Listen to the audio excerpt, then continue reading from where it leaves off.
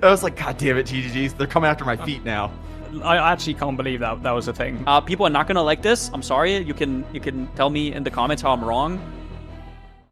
Welcome to another episode of the PoE Report, a podcast about all things Path of Exile 1 and 2 from myself, Dreamcore, and my co-host, Palstron, and we're just reaching the end of the podcast for patch 3.29.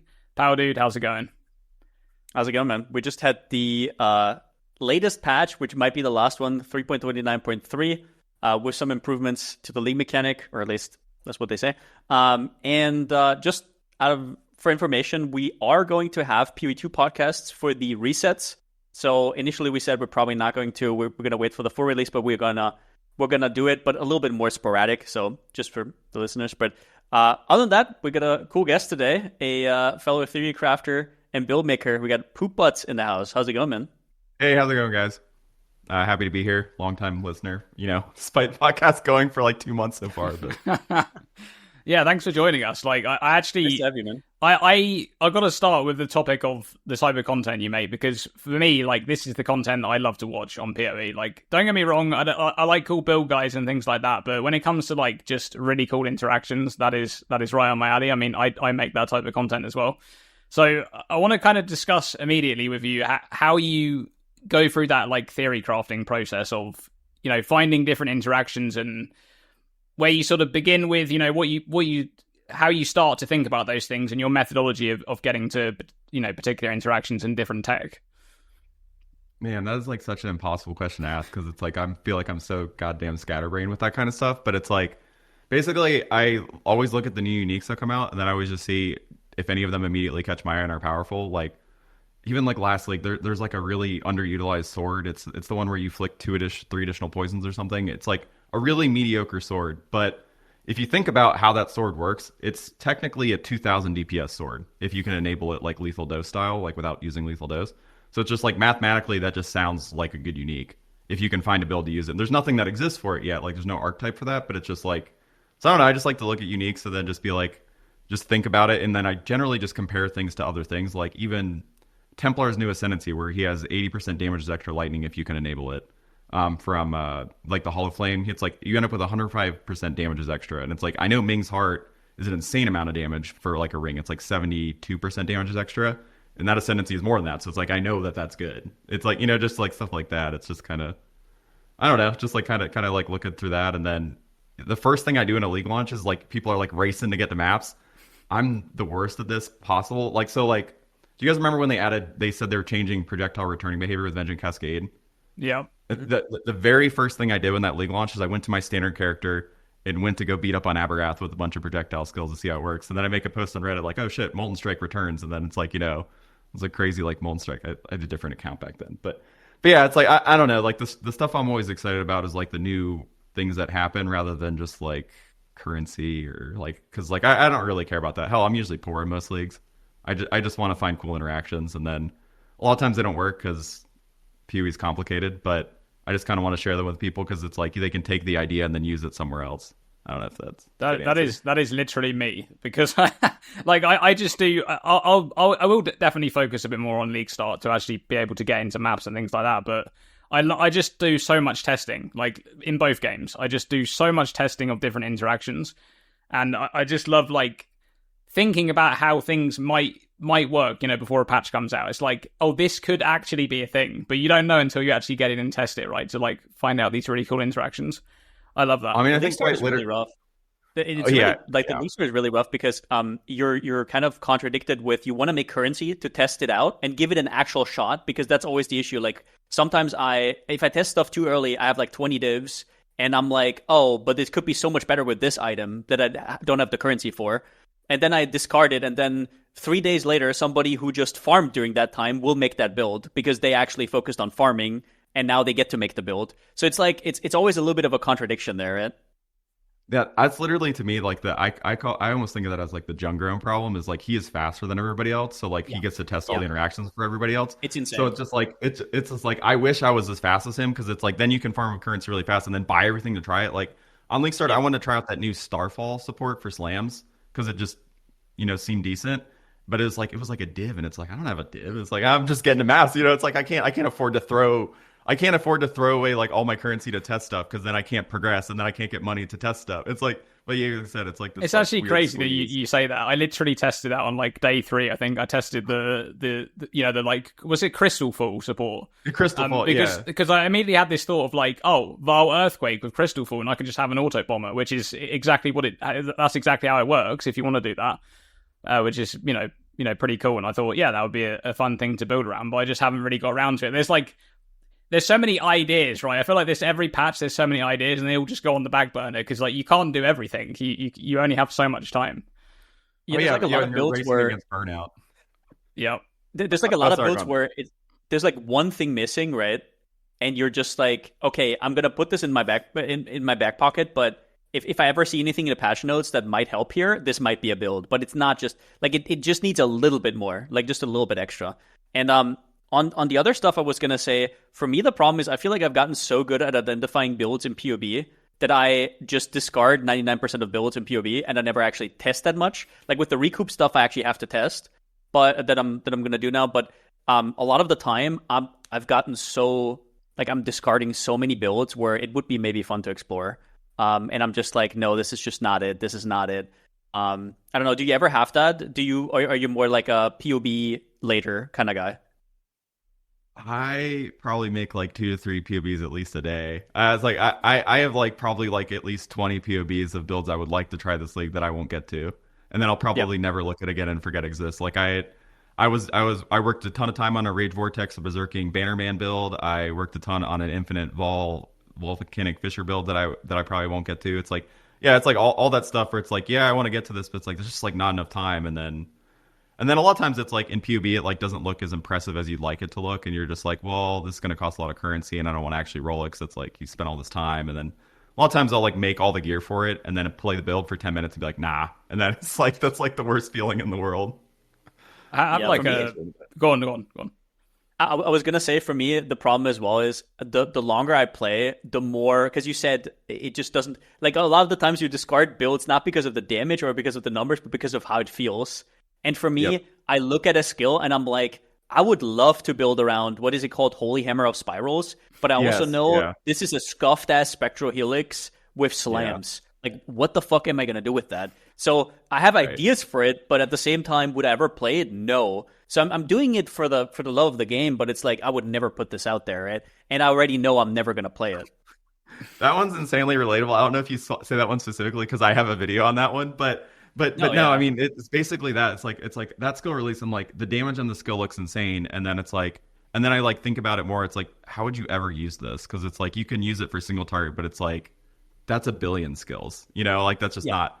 In practice, that's not that interesting. It's like a skill that deals a billion damage is not that useful to have. It's just like that isn't a dime a dozen. So it's like I POB way too much compared to like playing, because like you don't know if something's gonna feel good in POB. You can never tell until you like actually get the character. At least I can't. Yeah, I had a similar thing with Blade Vortex of the Scythe before the patch launched. I was like, okay, they've just continuously buffed this skill like every patch. I mean, when that skill first got released back in Affliction League, when they first added the Transfigured Gems, I actually done an entire video on it because I was convinced that the person who had put the numbers on that skill actually made a mistake, like 100, like just straight up. There is no way that this skill could have gone into the game like that. Like, it's maximum one blade. Initially, it didn't say that on the gem, by the way, which is why I was confused. I was like, this can't be one blade. There's no way. So did you know anyway, that you can actually continuously proc it, like when it spawns, it already does a hit. So basically, my entire video was about that, about how like the best way to use it is to basically have the duration so that you continuously hit with every single cast. Was that your video, the Cosmo channeling one? No, that was Nito from this league. Nito. Funny thing is, that was Nito. Also, we know all the yeah. This is what I was going to get onto though, because I have a friend that I speak to a lot before League start, and he like does a lot of PoBing and stuff. And I said to him about this. I said, look, you should look at like Blade Vortex of the Scythe with Castwell channeling, because this league you can literally get less duration in a red socket, and it goes 20 level 20 30 quality, and just that alone brings the duration down enough so that it instantly procs every hit and hits every time. So you go from a 1.2 second cast skill to one that hits every like 0.32 seconds, right? But I PoB'd it. I PoB'd it on like quite a few different setups, and it was just trash. Like, actually just trash. I could never get it to deal damage. And I was like, man, this is so annoying because like this is surely the absolute best use case for this skill, like outside of maybe totems, because there is a setup you could do on totems, but even then, like, why would you do it on totems? There's so many other skills you could use that are just so superior.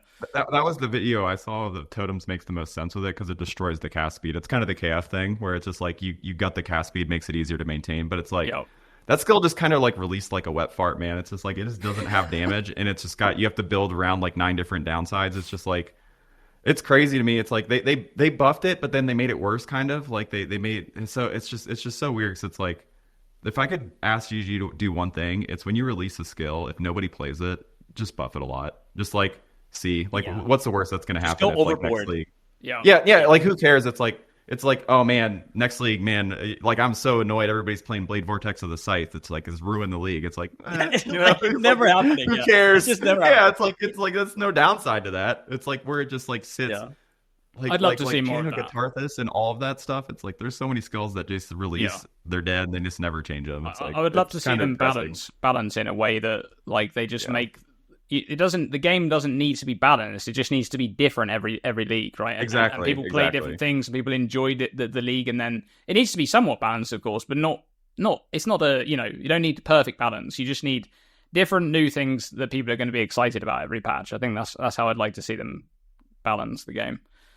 I think it's interesting though. You said that you PoB too much, and you don't know if a skill feels good while without playing it, right? But I feel like a underestimated toolkit for a build creator is that you do actually, right? Like you've tried out so many things that you can already discard like 95% of things. That's true. Just because of logical reasoning, right? For example, I could already tell you that Blade Voice of the Scythe would be shit on totems, just because I know that every Nova skill sucks on totems, because you have to constantly replace your totems instead of having projectiles or hit scan or whatever, right? And those are like the small things where you save so much time. And you said earlier, obviously the Jungron thing is real. When you're really fast at making builds, you get there before everybody else. That is a big deal. It's not just caring about builds, but it's also that, right? It's also that good build makers can just discard 95% of things, right? And don't get hung up on it and make endless POBs, which I'm also sometimes doing. But like it's you got to cut it off, right? You got to cut off the holy hammer of the spirals immediately, because you just know. Yeah. You just fucking know. No, that is fair. Yeah, but it's like I just try not to be dismissive of like new skills, but it's like a lot of them release, and it's just like, who are you designing this for? A lot of times, I feel. But yeah, and sometimes they're fixable, right? Like there's skills that you just put a little bit. I remember Shrapnel Ballista back in the day. I thought it was unplayable because I saw people play with it, and it was so shit. And then I realized all those strength stackers, they cannot be bothered to click like a few points for proj speed. They're literally like they're just. And you get 100% proj speed on it, and it's okay for clearing all of a sudden. And well, it's because when you put it on Act 1, it just feels so bad. I assume people like play it. There's like, this skill can't kill anything. So it's just like, it is one of the most abysmal feeling skills in the early Act to me. That skill is dog shit for a different reason though, right? And the reason is not the proj speed or anything. It's the targeting range. It has a slower, like, let's say it has 200% proj speed and it goes off screen. It will still only target enemies that are like halfway into the screen for some reason. Nobody knows why. It's terrible. KF also kind of has that bad target acquisition range too. Not to that extent. Speaking of Shrapnel Ballista, it's like that one I guess technically works well with the return effect, where it's like it limits to 5 meters, because the return on that needs like 330 prop. But it's like that's not that interesting compared to like the other cool stuff. It's good for it, but it's like who's excited to do that? But no. Yeah. So when it comes to interactions and putting ideas out there, a lot of the time I see your videos are kind of like targeted on fixing some broader issue, which I actually really like this way of thinking. Like, for example, I remember a video you did back in, I think might have been at the start of 328 or maybe towards the end of 327, where you talked about using Prospero's protection, the ring, with an armor shield, and then making use of, energized armor in a cluster, and kind of getting a lot of armor on a character that otherwise wouldn't be scaling armor at all, right? That was kind of solving the top side like defenses, or in this patch you've been making videos about solving right side defenses by using block and things like that and different resistance scaling.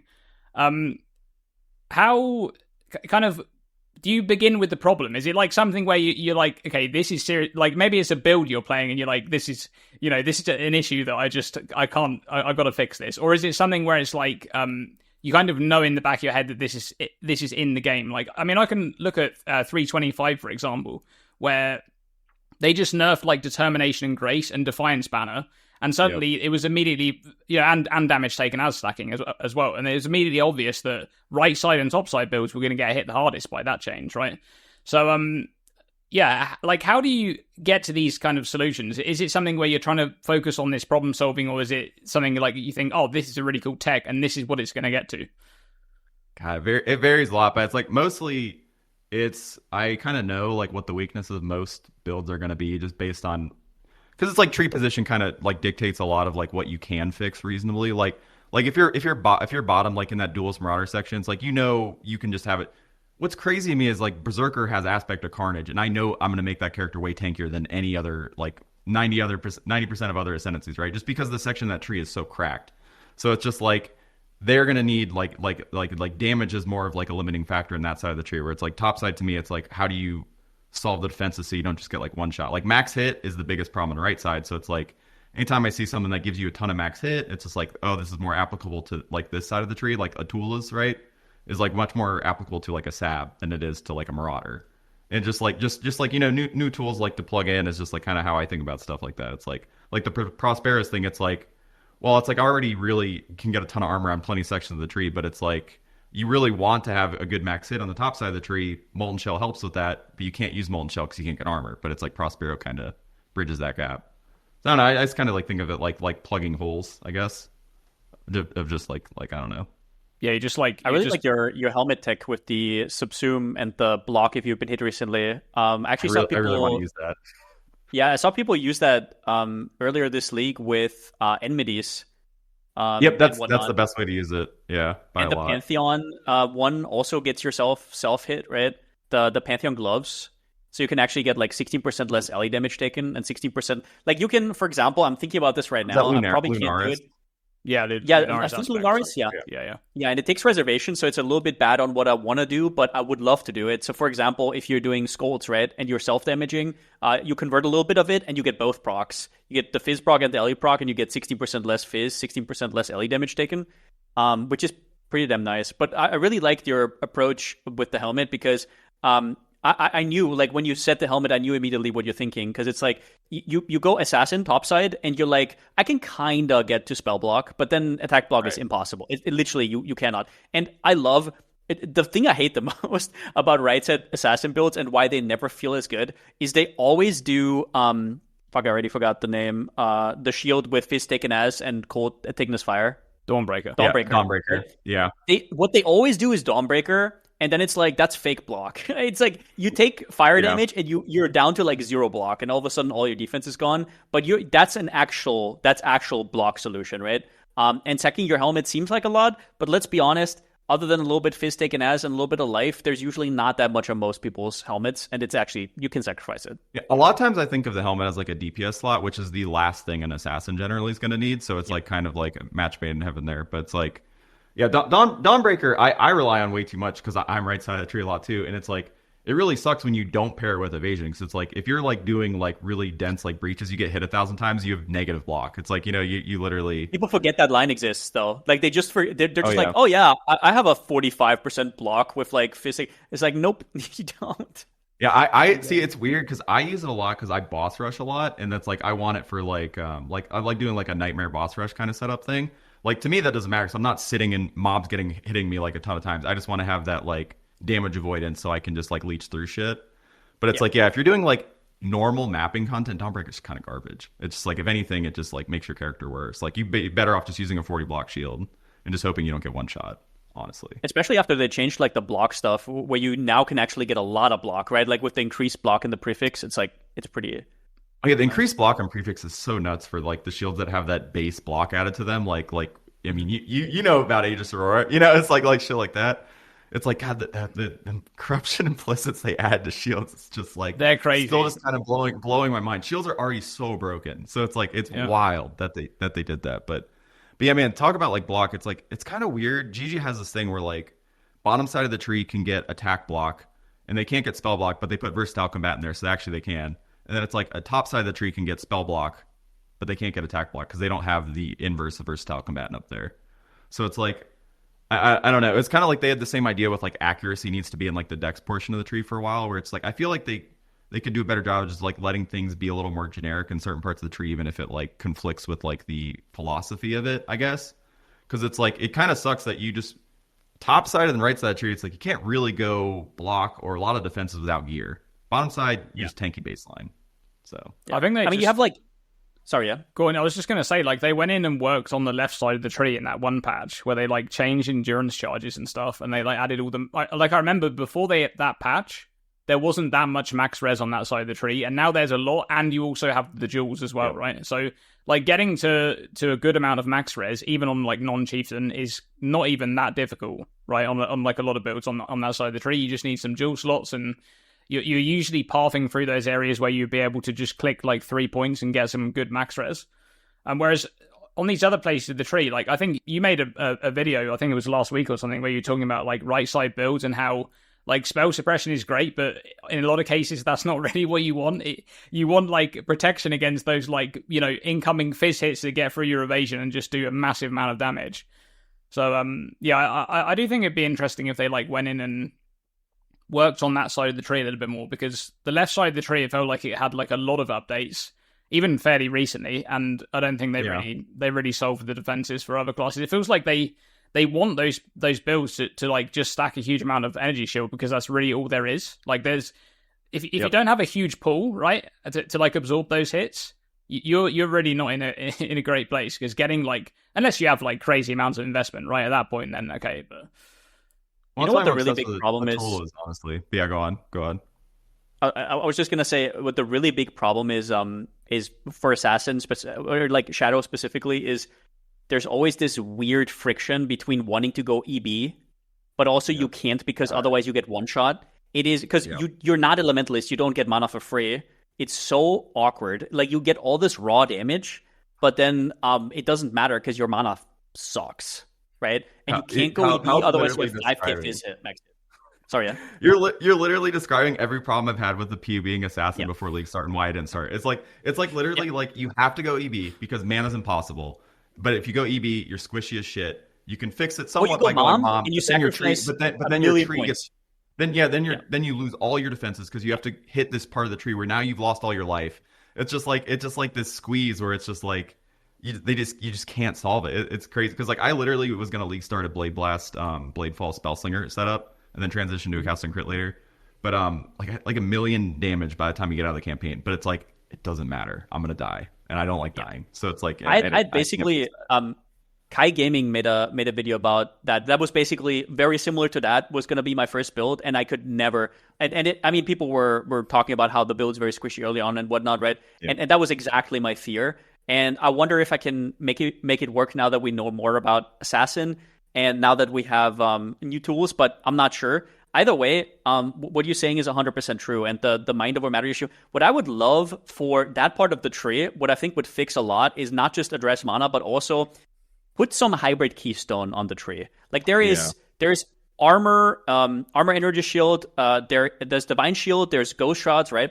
But there's nothing really for hybrid life and energy shield, but they clearly want you to. There's melding, there's all these hybrid nodes, but there's nothing that glues it together. The thing that I hate the most is play a build like that, and then your yes gets hit down, you don't really have good recovery, and then your life is exposed, right? So what about, for example, put Divine Flesh from the Glorious Vanity on the tree? Maybe not make it 15% as extra, make it like 5%, but just a damage split. And then you can maybe do some recoup with leech stuff, or at least you can make it so you can split the damage. Corrupted Soul, right? Yeah. So that could be a life ES mastery if they add life ES masteries to the tree. Because there's a lot of life ES like hybrid nodes that they like are random. Like the Written in Blood up top is like ES for some reason, and then the one over by Mon's life. Yeah, I actually. But yeah, like more damage, life as extra, like as like melding is like awesome. Man, that value has been nerfed so hard now. But yeah, more of that kind of stuff, and then more ways to split your damage sounds incredible. God, that shit's so good on Assassin because it's like he's hybrid leeching, so it's like splitting your damage is already so powerful. But yeah, no, I would love that as a defense because it's like the big problem right side is max hit, and that kind of helps address that.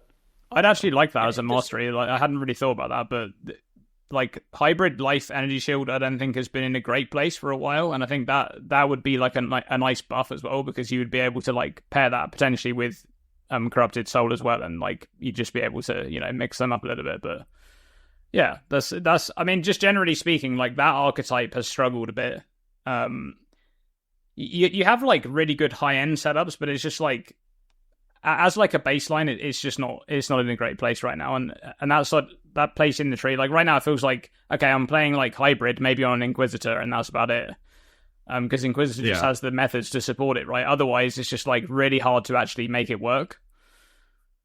Recovery in general is like the hardest thing to figure out right now. I feel like on almost every build I have. That's also why, for example, on the Archmage build I'm about to do with the recoup stuff, I was sacrificing so much for mana regen, and I was like, am I dumb? Why don't I just like put on a vestigial scolds, take a little bit of self damage, and just scale some recoup it. And all of a sudden, I fix my mana, and all of a sudden I actually have recovery, right? Like you just have to kind of like it's obviously hard, a little bit finicky, but if you figure out your recovery, most other things usually come pretty easily. And if you have crazy recovery, the thing as well is you don't really need avoidance because your life just jumps back off constantly, so you also kind of lose the need for block. So that also frees up a lot of points, but yeah. Honestly, I just like pairing them together. That's like when you have good recovery and avoidance that you feel like a god. I hate when I take all the damage from a hit personally. Like, I still never feel comfortable with like the slam berserkers that have like almost 90 all res, ton of armor, but they just get hit by absolutely everything. It's like I know defensively it's really good, but you have to be like cognizant of like I can't just tank this, like just stand in some bullshit. Even though you are really tanky, but it's like you have to be aware that 1,000 things are coming at you and you'll eventually die. So it's like I've ripped so many characters like in the past because I don't get that. The unique thing about recoup though is that while that happens, now your recoup gets times 10 because you don't just get recoup from your self damage, but also from damage. People always forget this. It's like that's the build where you stand in the middle of Simulacrum and you make a YouTube title with it, right? That's the one. So you literally ramp your recovery. Yeah. So that's why avoidance is kind of wasted on those builds. Like a little bit is nice, but as long as you have stun immunity, usually it's kind of wasted. Yeah. Yeah. Yeah, it's basically you need to get out of that small window where like your recoup hasn't fully started. Going because it's like that very beginning is when you're squishy. I mean, if you ever played a looper, that's like always the sketchy part is like right when you're starting. It's like, but then once you get going, you like can't die. But like the way I'm gonna use it is it's not gonna be a looper, so it just uses it for self cast, so you can control it exactly. Right. And you can put Archmage on Frostblink, and you can Frostblink around or walk, so you always have like control over it, right? So yeah. No. Scolds is like one of my favorite items in the entire game. One of my favorite builds of all time is the Scolds build. I have so many skin transfers onto Scolds bridal helmets. It's usually leather caps, but you know, a lot of the self hit stuff is just so strong. Was the coolest thing they've ever made, by the way. It's like oh exactly yeah. The increased cost. That's like another thing that makes Enmity so strong. It's just the self hit portion of it. Like all these self hit things are just if you have something in your build that does that, you just open so many doors. So it's very, very powerful. Yeah. No, literally the on hit stuff that it enables, and then the cast and damage taken like utility setups you enable. It's just like it's kind of like the cast and ward break. Like anytime you're playing like one of the now the jewel's gone, but anytime you can like enable a bunch of like things that happen when you take damage, it's like you get so many like additional defensive layers added, like literally recovery options like Pal was saying, and then just like weird utility stuff. It's just like it's crazy. Like it's that enmity, and then like what's the other ring option for that? Heartbound loop. Yeah, it's like you can give up your neck for Eye of Innocence, but it's like that's steep. Oh yeah.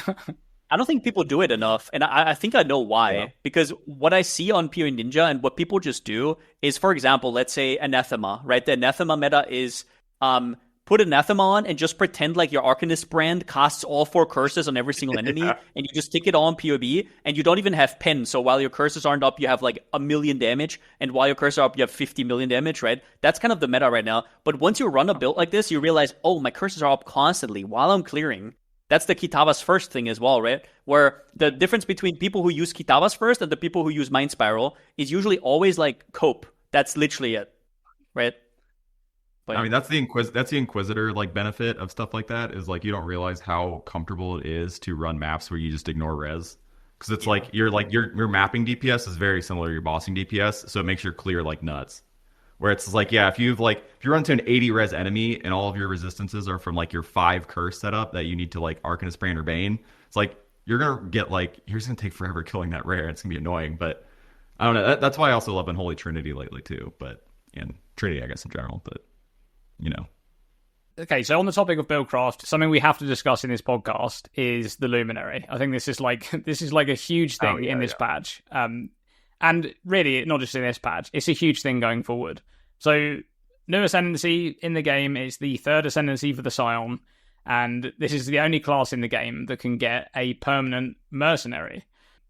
I think that this is really a really interesting addition to the game. First of all, like first and foremost, I don't want to sort of push it out there and be like really negative about it, but I gotta say that I don't really see a world where this ascendancy is ever going to be particularly balanced. So I kind of wanted to do a bit of discussion with you guys on this because, you know, both of you do a lot of theory crafting around builds and things like that. How do you feel about the whole, like, mercenary, you know, having an extra gear set and this type of stuff when it comes to buildcraft? Like, what is this going to do to the future of builds in Path of Exile? But let's go for you first. oh, damn it! I was gonna say Pal go because Okay, okay. no, I can go. Well, because it's like I haven't played. I literally just, it's hilarious timing. I literally just leveled a Luminary. Like it's like 84. I'm like about to swap to try it as like a self bot, you know, like buff or whatever. I'm gonna mess around with Wrath and Rallying Cry, all the, you know, useless or the you know the usual suspects, right? But for an actual build to deal damage with, I haven't tried it because I hate minions personally. I just never play them, so it's like it looks insanely broken to me. I have multiple friends who hit 100 this league who have never even hit 98 before this league, so it's like I know it's pretty fucked up. It's just like because they have 15,000 life and they're like max block. It's like, what the hell is that? How are you dealing so much damage? Like how are you allowed to do that? But it's just like I don't know. I don't know how GGG balances this in a way where it's acceptable but not fucked up or not terrible. It's like there's like this canyon of just like I don't know how you do that, and I also don't know how you don't make it miserable to farm them, like the mercs themselves. It's just like unless you can like skill them yourself, but it's like I don't know. It's really cool. It is really cool, but it's just like to me it seems impossible to balance. I genuinely don't know. So thoughts? I have a lot of thoughts. Yeah. I have not played Luminary myself, but I've talked to a lot of people who do, who I trust. And I also have scoured videos and I've done POBs. And my opinion is that moving forward, it will completely upend build diversity and will be extremely bad for the game moving forward. Yeah. The thing that people don't realize is right now is the worst they're ever going to be, knowledge gap-wise. Of course, GG could miraculously, like you said, they could miraculously tackle all the problems that all the mercs have, and there's no OP1 left, and they're all going to be balanced, right? Perfectly. But I just don't think that's possible, and that's because of the variety of mercs. They can't make it so the worst merc is playable while the best one is not OP, because the gap's too wide. Like, it's impossible. And I also think that when people compare it, it's extremely intellectually dishonest to compare it to a normal build because it's a fucking auto bomber. And if you've ever made auto bomber POBs, you know that that's like usually 10-20 million damage with no defenses. That's usually auto bomber territory. You're giving up everything. Dude, Herald, like a Hidden million Blade, single whatever target. the hell. Like a million single target. Dude, how are they Oath, deleting? Yeah. Death's Oath, 4 million damage after getting buffed like 5 times in a row. Yeah. Swish Lord, only single target damage if you remove your helmet. Okay, and you're comparing this with this build that is literally better than normal builds that press multiple buttons. Yeah. And it's just 0 buttons. There's just no fucking way that you can balance this ascendancy. It's going to be an absolute shit show moving forward. Personally, I cannot see another way. And the other thing I hate about it, I know it's a new ascendancy, so that's kind of why, but also how much space this ascendancy takes in discussions and in terms of the game is crazy. It's just an ascendancy, but it feels like it's 60% of the game. And I don't think that's going to change moving forward, even though it's not new next patch anymore. It's just going to go further and further, and I think it's going to completely upend build diversity, personally, especially high-end build diversity. People can say, oh, but people had problems on League Start, so it's balanced around that. It's like, no. Next League, everybody knows 10 different templates to League Start now. Next League is going to be fucking crazy. My TLDR is, I think it needs to be removed from the game. because I don't think GG can ever balance this shit because it's an auto bomber and it's way too OP. People are not gonna like this. I'm sorry. You can tell me in the comments how I'm wrong, and that's fine. But I just don't see how they could do it. And I get that it's fun, right? Like, I just don't know, man. It's so crazy. I think there's the two. auto bomber argument is crazy. Is like I didn't think about it that way. That kind of puts it into perspective because it's like name any other auto bomber. Like when you're saying Death Oath, I think of like Herald of Thunder builds. It's like these builds are struggling to kill like normal endgame bosses. Like, you know, and they are gonna fall over to anything looking at them. Like I look at these like what's the staff with triple LE damage staff that you're using? And it's just like you got like 1,000 max. Oh hit. yeah. It's just like you get touched, you're gonna explode. But it's like, but you get to play an auto bomber, and they're over here like da da da da da. Like I can tank anything, and it's like 20k life. It's just like they literally have like 30 times the damage at worst, and like 100 times the defense. Sorry, I didn't mean to cut you off. Yeah, no, like I was just going to say that there's two huge problems I see with this, and most of it goes back to it being like a second gear set. But the fact that they always now have to consider the luminaries in the game in terms of like new items they add, whether that be new uniques, you know, or just generally speaking any item mod, like rare item mods and things like that. You know, we had like the special mercenary item mods and things like that. All these things are often balanced in a way where it's like, what's the opportunity cost of using this gear slot versus not using it, right? And getting something else in that gear slot. Well, when you have a second set of gear to utilize, you can take advantage of items that typically you basically you're just not allowed to use it. Like you could use it if you want to be at a huge disadvantage. You do no damage if you use them. Yeah, you just don't do any. There's a lot of that. Like there's a huge amount of that, and I think that's actually going to become really problematic as we go forward because you have items in the game that have existed for a long, long time, and they've never been a problem. And now they're suddenly like at the forefront because it's like, oh, I can put this onto a Merc, and suddenly I'm dealing like this much X amount of extra damage, right? And it's like, well, okay, that's one gear slot, just one. And then, you know, you just have the rest of all the gear, and I feel like there's so many issues with this going forward. There's just like so many problems that I just don't ever see them being able to solve them all. So I don't know. I kind of agree in a way that the future is going to be like it's going to be a very uphill battle for any ascendancy to compete with Luminary. Yeah, I do not think it's just a flame link issue either. I'll say that. This is a really interesting discussion actually, because I've actually seen a lot of people throw that one around about the whole flame link thing. But if you remove flame link, there's just going to be something else. And even if we talk about just the gear. Okay, just the gear. Don't forget about Flame Link or anything. You can already just have like 3 ridiculous pieces of gear on your mercenary that make you deal so much more damage compared to another ascendancy what they get from their nose on their tree, right? And it's like, okay, I mean, or defensively it's insane as well. Yeah, defensively it's crazy. People are like, oh, but it's comparable to Aura Stacker. It's comparable to what they say, group play, and I'm like, dude. We never compared any builds to group play because it's like a crazy comparison, right? Yeah, you're like, anyway. You get to use all the defensive options while still dealing damage. That is unheard of. And I don't know how they're going to balance that. Like, the problem is that, okay, maybe my comment of they have to remove it is extreme, and they won't do it. Like, they literally just made an ascendancy. They're not going to rework it. It's going to be in the game. They won't. But what I'm trying to say is, I just don't see how, because they would have to make it so dog shit that it deals as much damage as like a Death's Oath. Because let's say it dealt as much damage as a Death's Oath, which is 4 million, 5 million, and then it has pretty good single target damage with the helmet, right? Let's say it has a dot cap or whatever. If they wanted to make it that bad, and then you're still left with a Death's Oath that has infinite defense, because you can still just like do whatever you want on your gear, right? So I don't know, man. Not even talking about the fact that you can infinitely min-max because you have another gear set to min-max. So the higher you go in investment, the crazier it gets.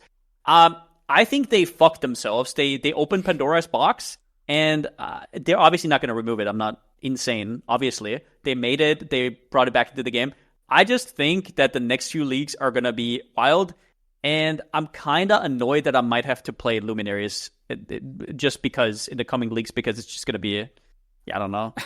Was your guys' reaction when you saw mercenaries are coming back? My first reaction, and this sounds so toxic, was fuck. I literally just went. I literally saw that and I just said fuck out loud. Like, 'cause this is like, same thing. Goddamn. Like, I know this is bad, and then here we are. But it's like if they nerf the damage, how do they make it so it's not miserable when you don't have a great Merc? They don't. It's That's like, the problem. It's yeah, gonna be it's like I genuinely don't know. They put themselves in such a bad corner, I feel like. Let's talk. How could they make it so they nerf it to a normal state, but not make it miserable for league starters? They would have to do two things. The top power has to be like super capped down to like normal level, right?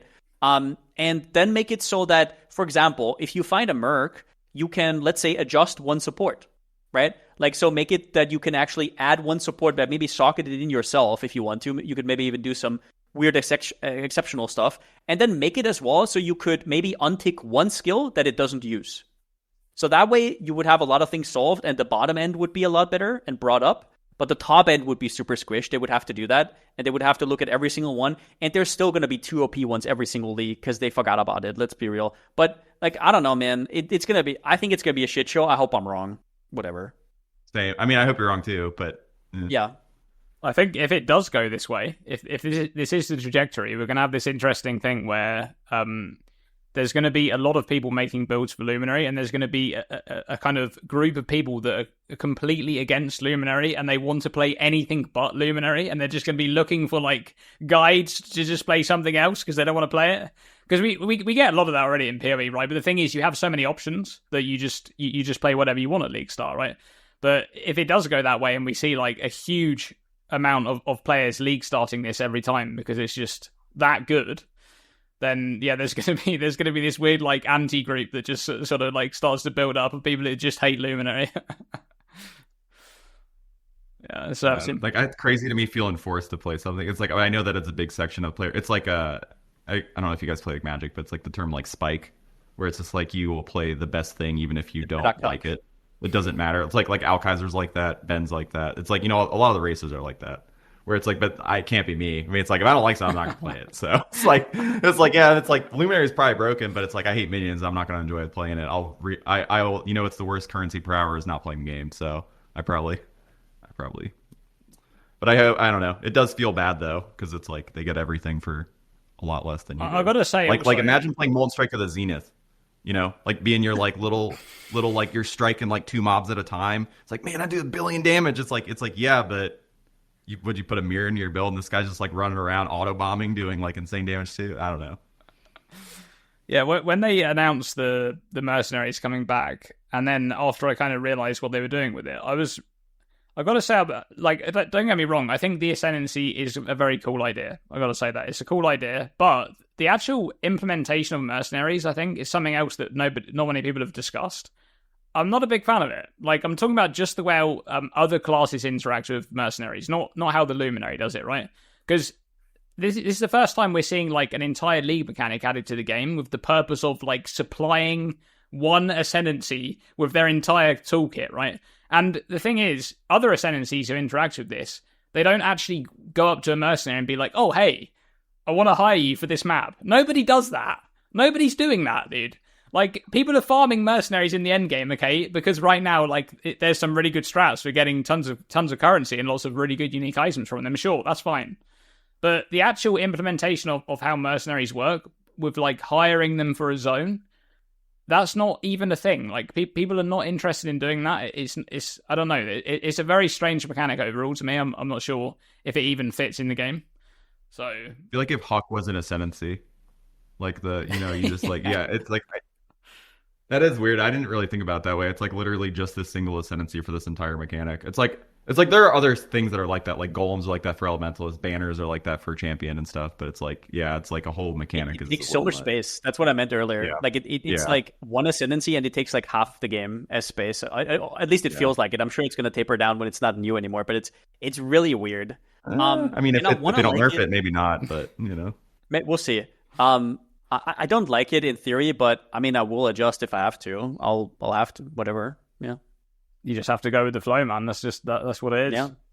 Yeah. Yeah, if it stays like it is, I could definitely see a huge percentage of players logging in on that, like next league and the league after that. So we'll see. But do you level as it though, or like do you just play like what the best Reliquarian build is and then respec? It's like that, right? I guess it depends if they make it like easier to find a good Merc as well. Yeah, I guess it depends on if they change that to make that better. I don't know how to spare that is because I didn't do it. What do you say? No, you don't get any power spikes from Reliquarian. You're picking 2 passive points on your first slab, right? Like getting a Merc, You just get a even Merc, if it's a any shitty one, is Merc. 10 times better. Yeah. Really? Oh, okay, fair enough. Yeah.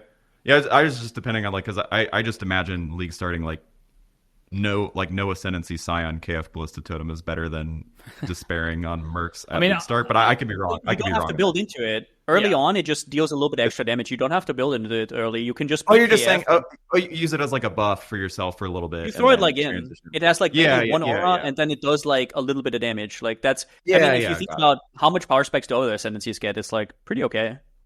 Yeah, you put all your light radius gear on too, and then you buff your shades. It's quite huge. To be honest with you, buff your mercenary, and then for a first ascendancy, it's actually a pretty huge power spike. Even if you get a bad Merc, like those things actually deal a lot of damage early on. And if you compare it to like another ascendancy, like don't get me wrong, there's some great ascendancies in the game. We've got like golems and stuff like that, but it's actually really quite strong when you pick it up, even with a bad Merc. So.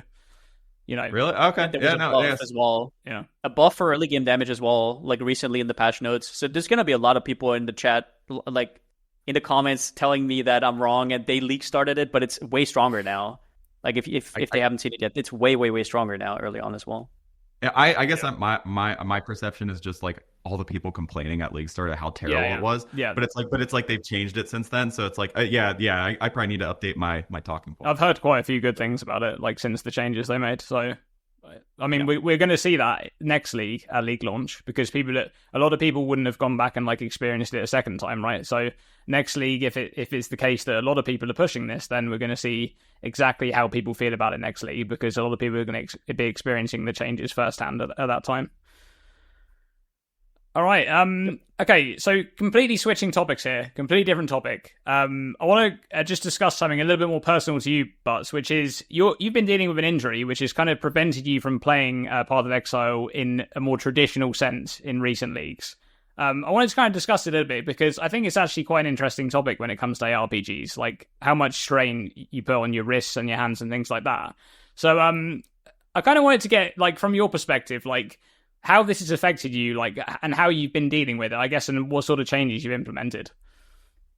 Well, so it's going to be a long story, sorry. But about a year ago, I noticed something was wrong with my fingers. They're just like really hurting. And I got a bunch of like steroids for it and basically went on and off to the doctor for years. And they don't know what's wrong with my fingers. My fingers are completely fucked. But it's unclear at this point if it's actually even related to overuse from like RPGs because it looks like it might be just something genetics. My mom has some. So, anyways, but unclear on that. But so I was assuming that I was never going to play PoE again or video games, and just kind of despairing. Honestly, I love video games, so it's just like, what am I going to do? It's like that's what I do for fun. And then I tried a bunch of different controllers, like that weird hand controller that like it's like I tried so many. I tried this weird hoverboard controller. I've tried all kinds of shit. And then I had like a brain blast where I just make a fucking controller myself. So I learned how to woodwork, I learned how to solder and stuff, and then I now have a leg controller I use for myself. And I thought I will never be fast with this, and it's like it's not going to be fun. I'm never a racer, right? But like I thought if I can do a 6-hour campaign and a 30-minute act 1, I will play the league, and I can now. So with my legs, which to me is pretty impressive, at least for me. But so I wish this didn't happen to me. But I'm trying my best to overcome it. It sucks because the thing I like to do the most in PoE is PoB, and that requires typing. So it's like I can finally play the game, but it's just like the actual like looking up shit, which is my whole thing, is like the hardest to make. It's like talk to text trash, and it's But yeah, that's basically where I'm at. Is I don't know. I don't know if it was. I will say the exact moment I got injured, I was playing one of the worst RSI inducing builds. I was playing Tornado Shot Locust Mines. And I have a video on my YouTube that is unpublished out of spite because I was just like, if that's what caused this, you will never see the light of day, idiot. Like this build, but it wouldn't be me if I don't talk about some like weird mechanic real quick. But so the idea was things like Tornado Shot and Scourger of Menace, less so the second one. You explode them at your feet, right? So the idea was Locust Mine coming back and exploding outward is how you play Tornado Shot anyway. So there's basically just no downsides. Like you lose the projectiles, but you gain damage because you throw way more mines. And I was going to league start it, and it seemed really good. And I was so excited about it. And then I can't even look at it.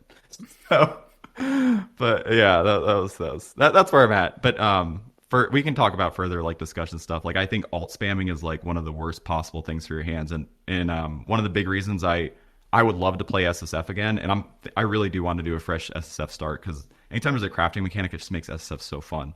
But alt spamming just like is such a deterrent, and all the clicks that SSF causes you.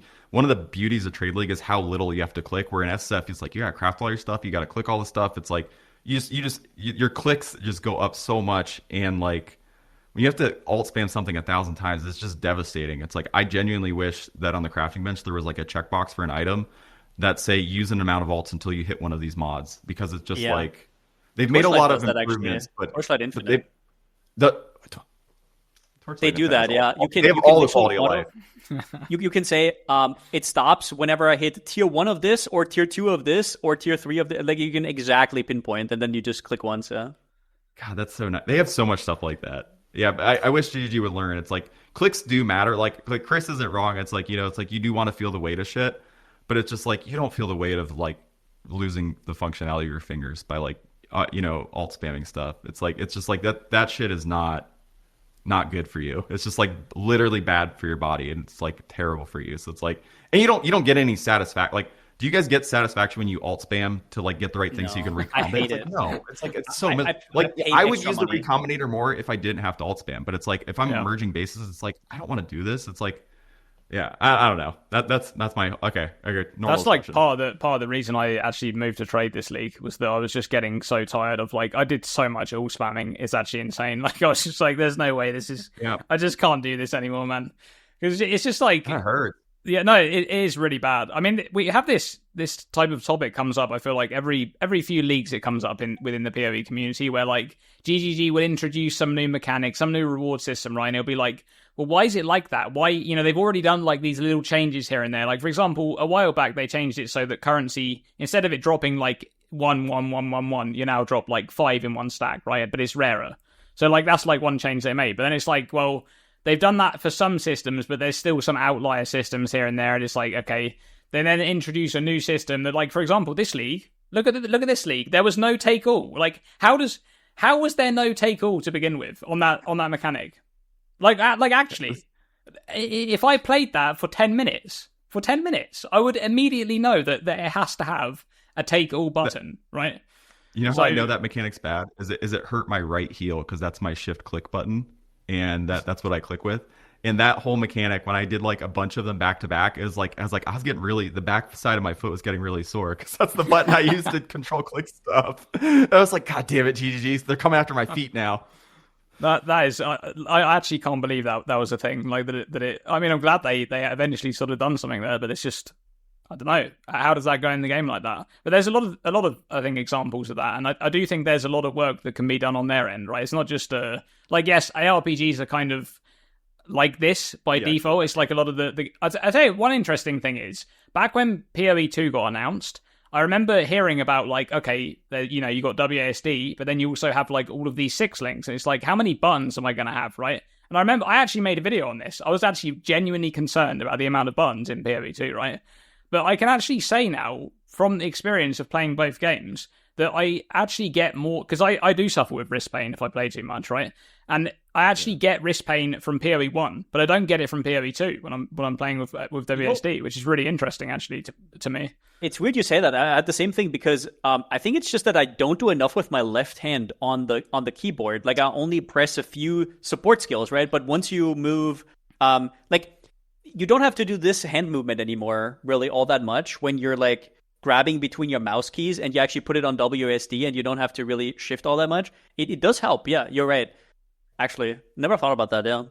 Yeah, that was. Are you like a mouse button guy, like for all your skills? Because that's what I used to be. Like all my. Not all of them, like 2. I'm done with like 2. Yeah. So I always have this thing, like every single league, I start off with my main skill on right click, and then like a couple of days in, I have to move it to like fucking Q or something and change something onto the right click because I've already got like wrist pain, right? Like I'm already fucking up my wrist at that point. So like it's always like a thing where I need to try and remember like before league start because it feels so natural being on right click, but then by the time you actually get into the league, it's like, okay, not this again, right? I can assure you that that's the same. Oh, sorry, go on, pal. No, go on. I was gonna say, I can assure you it's the same for your feet. I have to move my right click off my right toe to something else after playing too long. So it's like the same with the rest of your body too. It's just like that same repetitive like movement is just so bad for your body. Like it seems like no matter what part of your body you use. But yeah, go on, pal.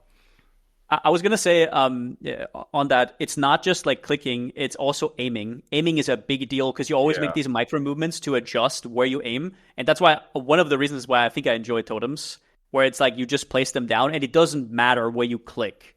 Like you just place it down, done.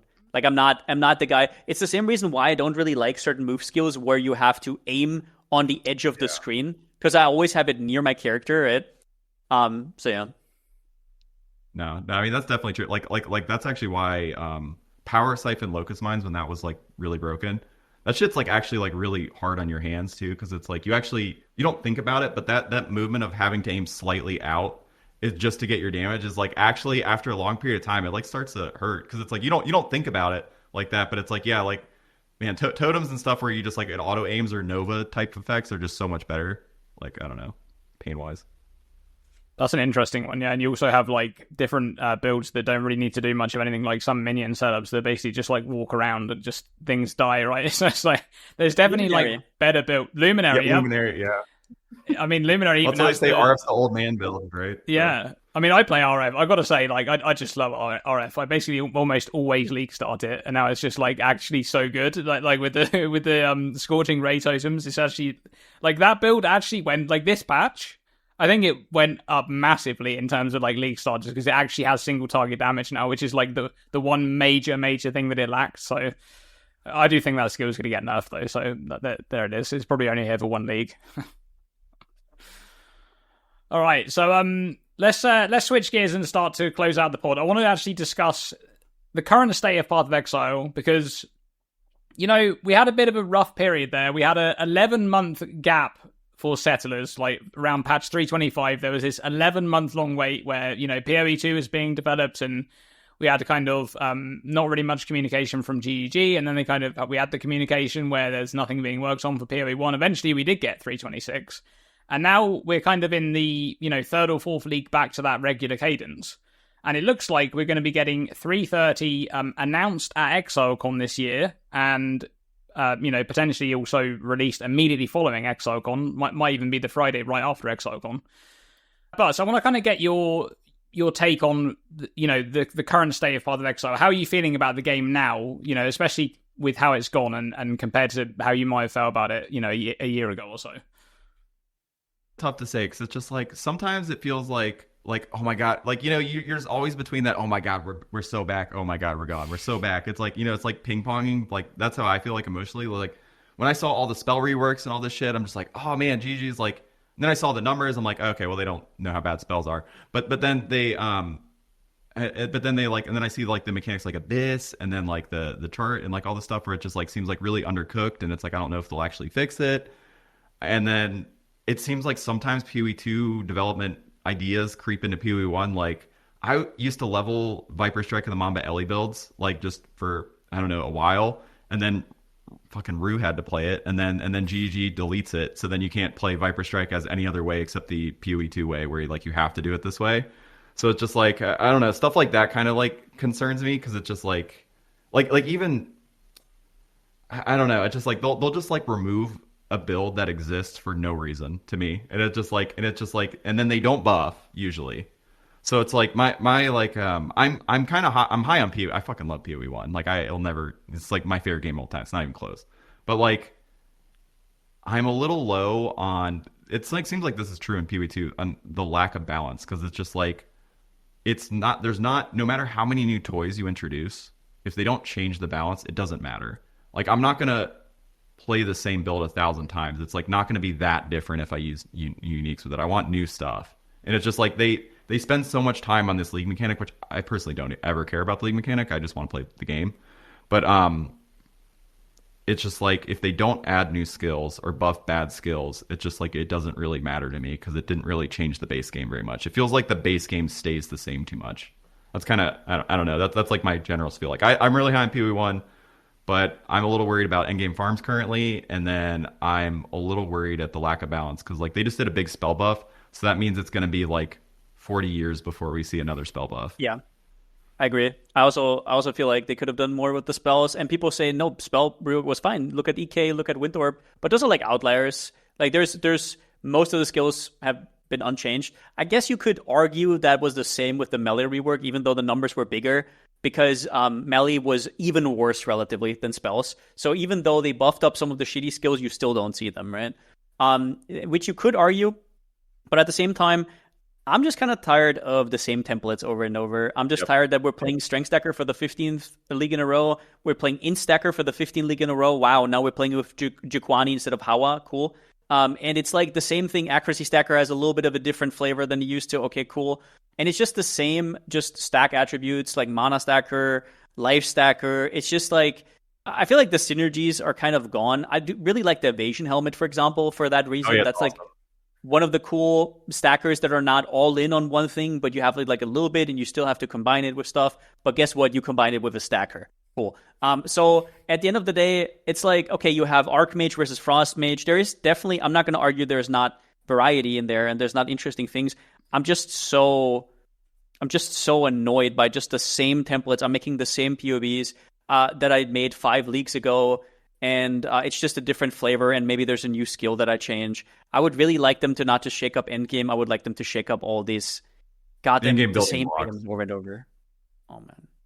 Yeah, I got to say, ever since they kind of returned to the regular releases, it's been very, very hit and miss. We had, 326, which was pretty good, I think, and then we had 327, which was, a bit average, then 328, which, again, was pretty good. And then we got this league, which I struggled definitely in the first week of this league, I've got to say, and then I've kind of been enjoying it a little bit more, but I don't think it's one of their best leagues.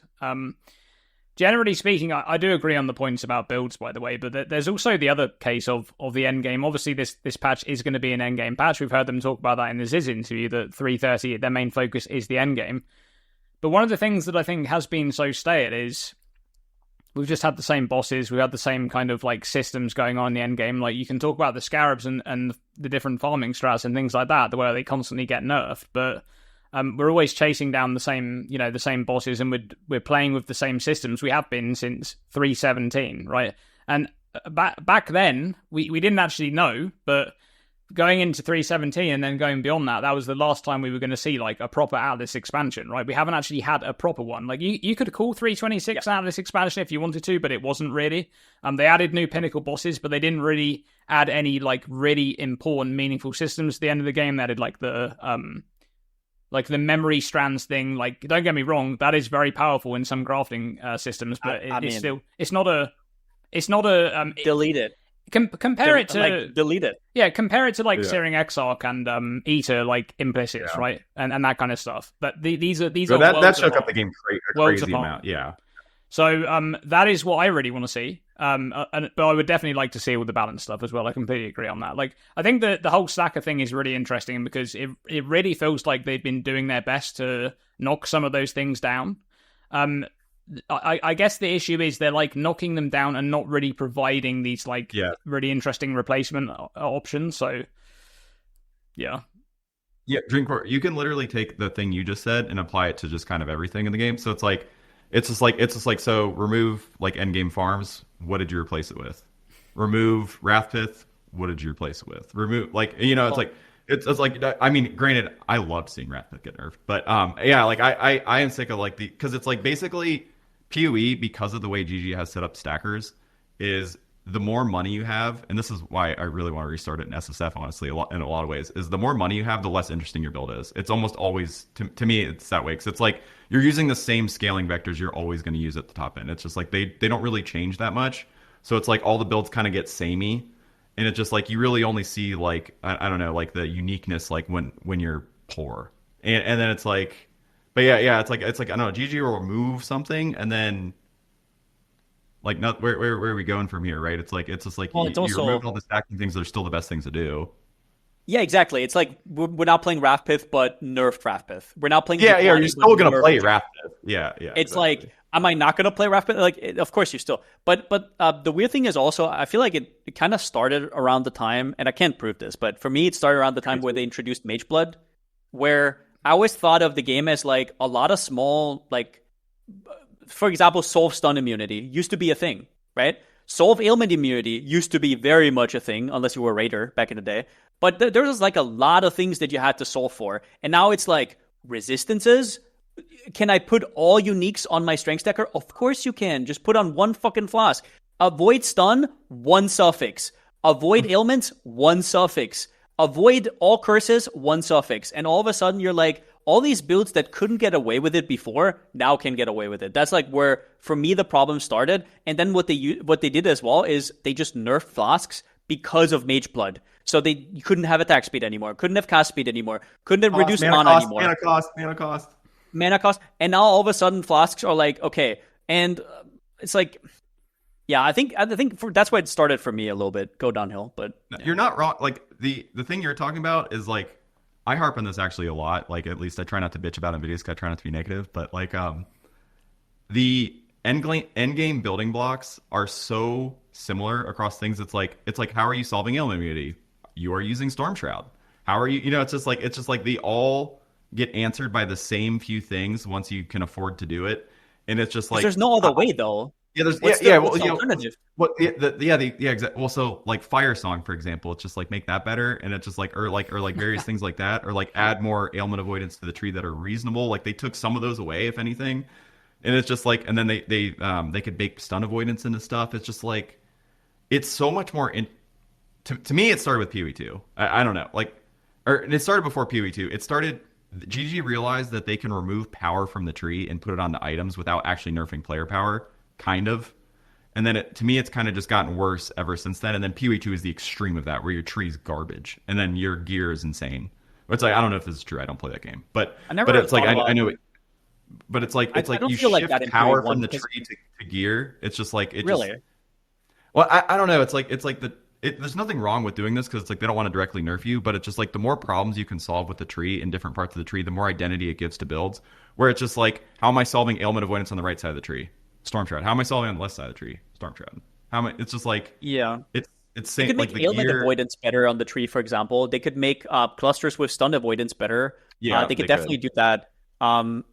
Yeah, I think they could make it stronger that way. I guess my problem is more what you said is true, but more in the sense that offensive power on the passive tree and defensive power is stronger. It's just so strong you can't really give it up. Meanwhile, stuff like ailment immune takes like what 12 points, and they're on the opposite ends of the tree.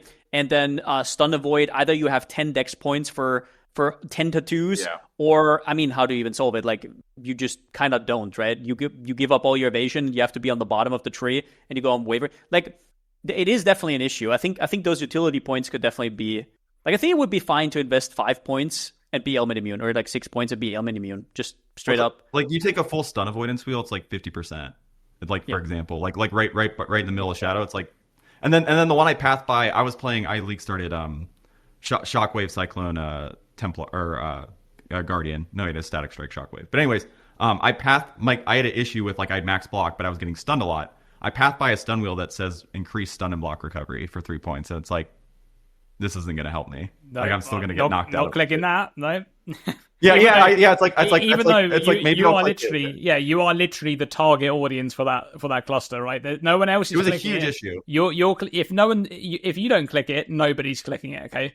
And you still don't click it, so it's like, okay, they need to buff. Like I have a 1.2 second wind up on my static strike, and I was getting stunned out of it, and it makes you want to die because it's like, it's like that's like to start my build, I need to hit the mobs. So it's like I solved it with like flash suffix and then some other stuff, but it's just like.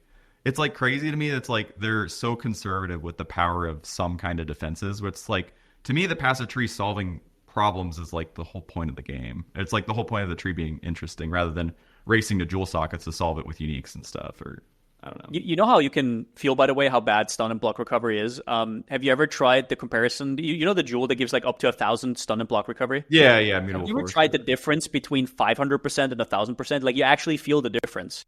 And that just tells you how shit these like 20, 30 percentages that you get are. They're completely meaningless, right? It's like, Well, see, that's how I knew it was bad, and I didn't even click it because it's like I know it's like the range for mutable force to be good is like 830 or so. I forget the exact number, but I know it's like high in the almost to 1,000 where it's like, and I'm gonna get 50 here. It's like I'm not gonna notice that. 964? Like, could that be it? Is it 964? Is it 864? That sounds right.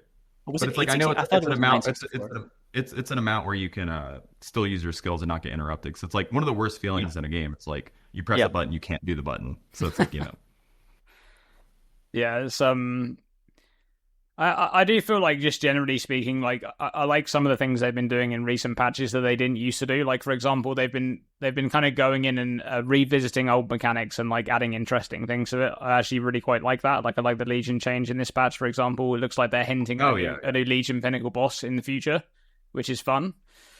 But good that you say that. Sorry to cut you off, but on that point, that was actually a thing that was very awesome for me to see in Mirage. I was like, they get it. They're revisiting all those, and now they're introducing those new currencies. Obviously, they're gonna want to introduce all of those to reinvigorate the old ones. And then they're like, no, we're keeping the volatile ball orb, and the other 10 things we're just gonna throw away. And I'm like, why? I know they're bringing Mirage back in 3.30, obviously, for people who know. They already said that, but it's like, that would be the first thing I work on after that leak. Everybody loved Mirage, and like, even if you didn't love Mirage because of whatever juicing issues you had, you can still say those items and those currencies that they introduced were so cool, right? Like, nobody was like, I hate the volatile Val orbs, I hate to make these intricate cluster jewels, I hate the essences, I hate the extra harvest crafts. Like, nobody ever, like, I can't. They just removed that. They just see, but this is like this is one of those changes where it makes me feel like a little concerned. Is like they just removed the desolate. So did you guys know about the desolation essence thing? Yeah. I had a buddy playing Armor Stacker, so he was like excited to see that on the market, right? And then they figured out that you can get it from farming the essence monsters drop, like a mod with an essence on it, which is like, wow, they made GG's so giga brain, they made this useless part of the Atlas pretty good.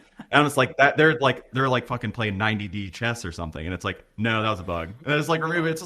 It's like dude, like you fixed the problem, like you made something better, and then you just removed it. It's just like even just removing like Pal say, like with the cluster jewels, that removing essence of desolation. It's just like that just makes the game worse. I don't get it. It's just like to me, one of the worst feelings is when nothing goes core from the last league, because then you go back to the exact state you were in the past leagues. They don't buff skills a lot.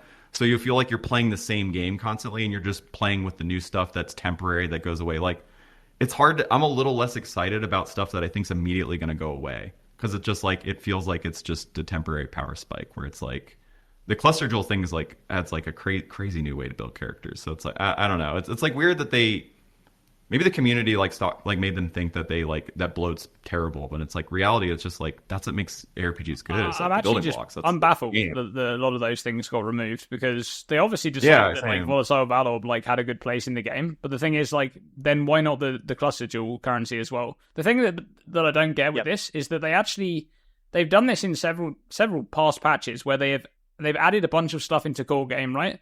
Then but the mechanic didn't go core. Then when the mechanic does go core, they take all those things and place them back as exclusive rewards into that mechanic. They have no problem doing that. They just did it this patch, right? Like Azadi Crest was in the core drop pool, now it's back on Mercs, right? That's just one example. There's several of them as well. So why couldn't they have done that in this patch? Why couldn't they have put all of that stuff in the game? Like, everything, even the timeless jewel, right? Like, I know that the ward stacking stuff was busted. Who cares? Like, we have Luminary in this patch. Dude, we have Luminary. Look at it.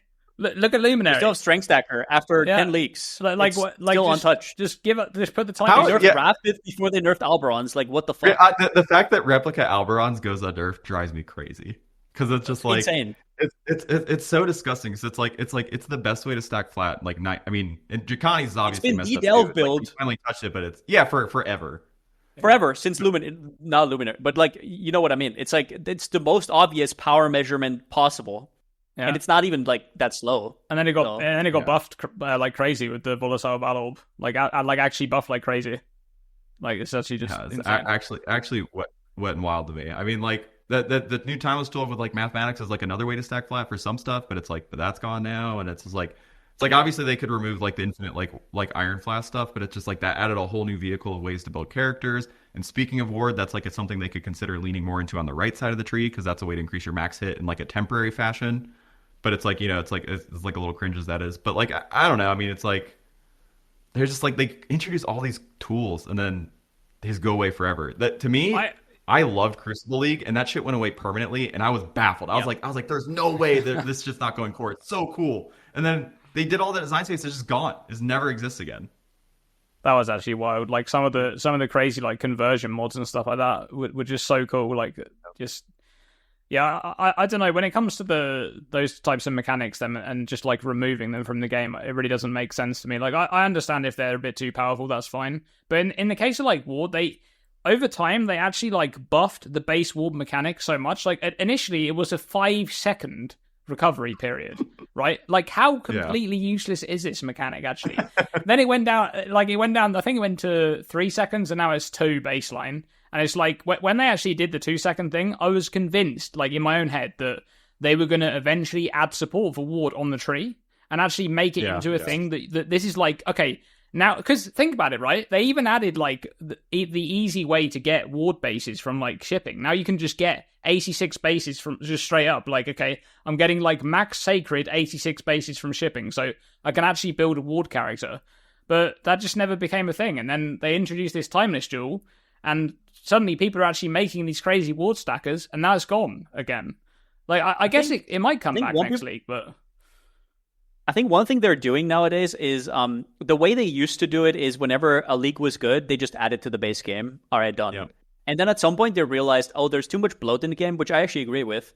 But the real way to tackle that would be remove some of the old stuff, bring in the new stuff. But instead, we have the same old stuff that maybe gets reworked once in a while. But, I mean, bestiary. Like, what the fuck is this? We still have Val side areas, by the way. Dude, Val side area, we have all these old mechanics that could be phased out for some of the new stuff and replace it and shake everything up, right? Like, the cocktail of mechanics gets shaken up, and the Atlas passive tree gets shaken up. The Scarabs get shaken up all the time. But instead, what they do nowadays, I mean, Mirage, sure, it's coming back in 3.30, but there's like a lot of mechanics where you're like, why is this not in the game? Why are these old mechanics still in the game? Why are they not cycling them in and out, right?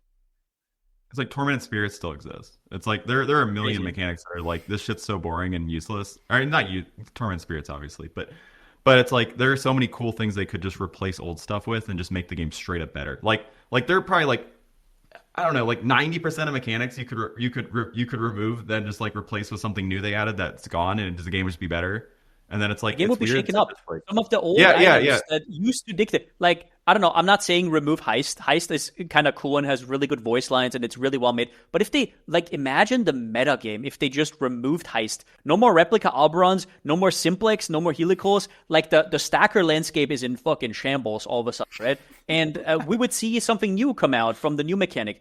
And that's just not happening. It's like they're keeping the old band in, and they're maybe like phasing one thing out and one thing in and removing or reworking one thing, and that's about it. And they didn't used to do that. And I think that's why the game used to feel fresher than it maybe does now. Or it's just me rambling because I've played for so long. I don't know. Maybe. You don't think it's Kalandra League that caused like a lot of this problem? Like they're the backlash to like changing too much at once, and then ever since then patches got a lot lighter. They shifted a lot less stuff. And then it's like, to me, it was like, Kalandra was like, so obviously they gut everything, right? But then before that, they used to make changes to like everything all the time, like make crazy sweeping changes all the time. Yeah, but not. And then after that, they kind of just got a little, they put the fear of God in them when they like, nobody wanted to play the game because they nerfed too much. I think that the way that GGG does well is they communicate their changes, and then the player base is very good at regulating it. They have a lot of opinions, and that is how they always did things. It's like they put an unfinished patch out, we're the beta testers for the first week, and then the league mechanic is good, for example. That used to be an everyday occurrence, every league, right? Like Metamorph comes out, and we have to click on every single organ, and it's like, guys, are we okay? Who played? Did anybody play this? No? Okay, we're going to fix it on day 3. And then the next input. But when they do stuff like in Kalandra, where they don't even communicate, they're just like, oh, we're going to remove 2,800% more quantity from these monsters, by the way. It's like, that's a little much. So I don't know if that was like, if they got scared because of that, but if that was the reason why, I I mean, talking about loot conversions, that's also something I would love to see in 3.30. We're kind of like complaining a lot. I don't want to be like too complaining here. That's how I feel. It's just like we've entered the bitching part of the podcast. I don't want to be too bitchy. I guess it's getting a little bit too bitchy here. Yeah, but, yeah. No. I mean, I'm happy to. I mean, I'll talk about PoE, whatever. We can talk about any topic. But it's like I'm sure the podcast's gone a little long now at this point. Yeah, but no, I don't know, man. It's like I gotta say that all of this discussion comes from 3 people that love the game. So it is. Oh god, yeah. We all love the game. We all want to see the game in the best state that it can be in. At the end of the day, like if people are not going to discuss these things, then you need to talk about these things openly. That's how I feel about it, and that's what these podcasts are for. So we're just they will have to address loot conversions for sure. If you don't think that's the case, you have to farm propagation dispatch, because this was a big eye opener for me, because I did not understand how much better magic monsters are than rare monsters. I obviously understood the whole bloodlines meta, like obviously I'm not blind, but I never thought about the fact that rare loot is just kind of fucked up. It's like it's a bunch of six links, a bunch of fusings, a bunch of jewelers, and it's this weird conversion where it doesn't ever convert into divines anymore because they were scared, because then you could drop like 20 stacks of divines, which is also too much, obviously. But they just made it so rares have a really weird loot. Not too little loot, but just weird loot. That's the issue. If the issue was just underlying and just like, oh, we need to double the loot, that would be easy. But there are like whole conversion thing with like, oh, instead of these items, you're now going to drop 15 worthless six links, or you're going to drop 500 jewelers orbs. That's the issue, right? And if they fix that, if they fix rare loot, I think magic loot is already in a pretty decent spot, and like maybe they could make it so you don't need bloodline scarab and bring it up a little bit, and maybe nerf bloodlines to like adjust. But magic loot, even in Voyage after the changes, I'm sure it's going to be fine. And I can't wait for 3.30, and we're going to see what they have in store. Yeah, same. I mean, I think they could bust Bates loot. I didn't think about it till it's like everybody harps on tile loot all the time, and it's like I started thinking about it, and I was like, man, do I actually do all the stuff that I do because I know that gives me currency? Like I boss rush a lot because I get guaranteed rewards from that. I do essences a lot.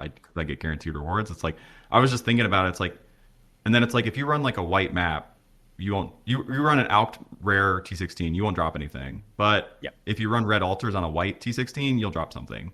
And it's just like they need to somehow bridge the gap of like Alkengo shouldn't be the best thing, but it's like Alkengo can't be trash, right? Yeah, I don't know. I agree. So, all right, that's it. We've come to the end of the pod.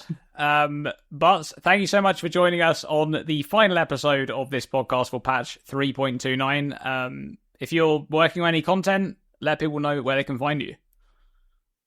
Yeah, sure. I would stream more, but it's just been I have to go back to work. Unfortunately, I take the first week off for work and then for PoE, but now I'm back, so not playing as much on Twitch. But you can find me on YouTube at PoopButts2200, very mature name. And thank you guys so much for having me. Love talking about PoE, so obviously do this anytime.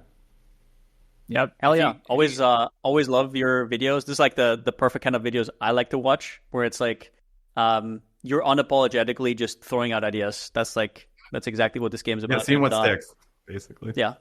Hell yeah. Yeah, I've got to say, I just for a bit of glaze at the end there, I just love watching these videos because you don't really care about like any kind of polishing on the videos. You're literally just doing a video and throwing it out, and it's just a completely raw idea.